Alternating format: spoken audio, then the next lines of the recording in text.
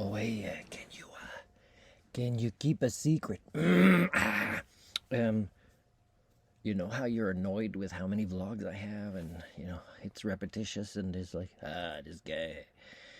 Do you know I feel that too? Do you know it's like, oh man, I hope this is my last vlog of the day. There's a lot of times you can see this, say, oh, part 102, 3, what the hell is like 16? What the hell? Although I do look forward to posting the French ones. It's a kind of French Verne series, which is somewhat about mechanical work and also my psychohistory and also the human condition and also, everything else. And it's fun, right? Now I do prepare things way in advance. There's many things posted online already on my YouTube, but not as viewable. Um, and there's also some that I kind of forget about. We're supposed to be a certain time, and I might kind of eventually get back to it and maybe change the number of the series that it was supposed to be, and or trim it a little bit. And this one here, again, might be the last one, I hope, of my psychohistory for today, June 6th, 2023, and to follow up on some things I said already. So here's an example. I had a girlfriend who was a good listener, and I became a good listener also with her. Well, I mean, not just with her, but training I took around that time or before that time. But, one of the terms that I learned from her was one of the things she realized was important in a relationship is to feel witnessed, that our life is witnessed. And I've mentioned this already. I just want to say that, she didn't invent this concept. It's probably conversations people were able to have tens of thousands of years ago in whatever language existed back then, right? It's social creature stuff. But the fact that she brought those words to me, that of course I knew I had the same desires and drives, was powerful. The words for the phenomenon.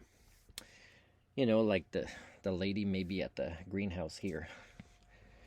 I think probably, I don't know. I don't want to say what I heard or overheard and how accurate it was or not, or assumptions, but like most people, they crave intimacy, or they crave being known, or they crave having a connection, whether with the opposite sex or even with best friends. Sometimes that's how,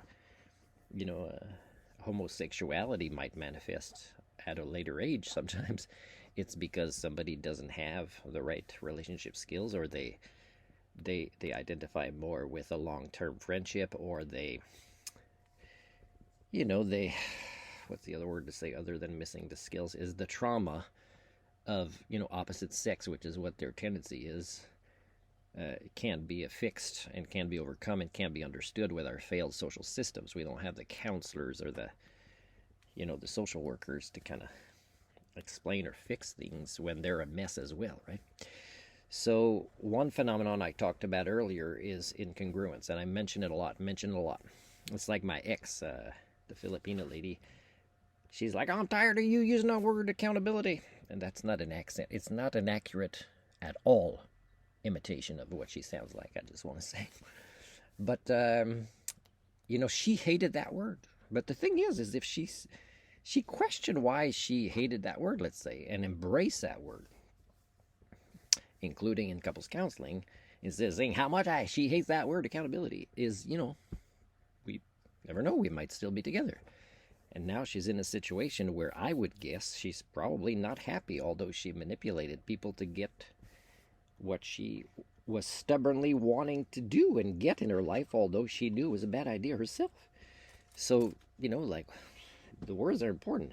So when I said earlier today, I said I knew before kindergarten that adults said things but acted a different way, which we have a joke in society, which is cruel. It's like the song Que Sera Sera. It's a song about not choosing to be a parent, pretty much. But don't do what I do what I say, whatever it is. It's like, hey, I'm a bad parent, and I'm going to get a tattoo that says that, and nobody's going to even understand that means I'm a bad parent. So, and I'm so wise, so I knew incongruence at a young age, but I didn't know that it had a name as a concept. So I could observe it, and I knew it was wrong. I just didn't have a word linked to it that I could use. Now, that word linked to it is extremely powerful. not just for communication, for language, for our brains programming, for the concept of community or society, but for just, being congruent. You can be more congruent if you know the word congruent and you know what it means, not just noticing that person's congruent, that person's that person's incongruent, but without having the word to say it, you kind of know it. But having a word to say it actually boosts your intelligence in relation to language. And as I was saying in a vlog today, there's many of people that use words incorrectly or they don't reference it, and it becomes that they're incongruent with these words, whether it's about congruence or not. So again, language is important.